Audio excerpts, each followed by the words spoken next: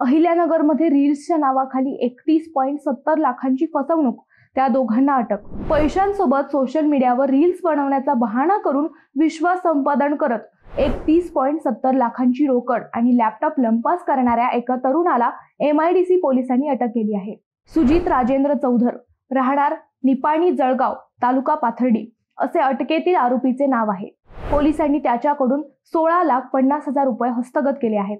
या प्रकरणी श्रेयस पांडुरंग लटपटे, वय 23, राहणार भायगाव, तालुका शेवगाव यांनी फिर्याद दाखल केली होती। श्रेयस एका खासगी कंपनीत कार्यरत असून त्याच्याकडे कलेक्शन म्हणून 31.60 लाखांची रोकड होती।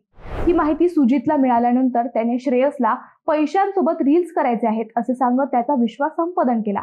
सुजितने श्रेयसला गाडीतून शेंडी बायपास रस्त्यावर नेले आणि कॅमेरा आणायच्या बहाण्याने गाडीच्या बाहेर उतरवले। त्यानंतर श्रेयसची रोकड असलेली बॅग आणि 10,000 रुपयांचा लॅपटॉप घेऊन आरोपी पसार झाला। यावरून MIDC पोलीस ठाण्यात जबरी चोरीचा गुन्हा नोंदवण्यात आला।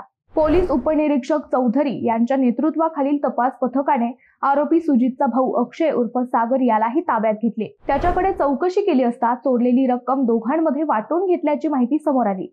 यानंतर एकूण 16.50 लाख रुपये पोलिसांनी जप्त केले।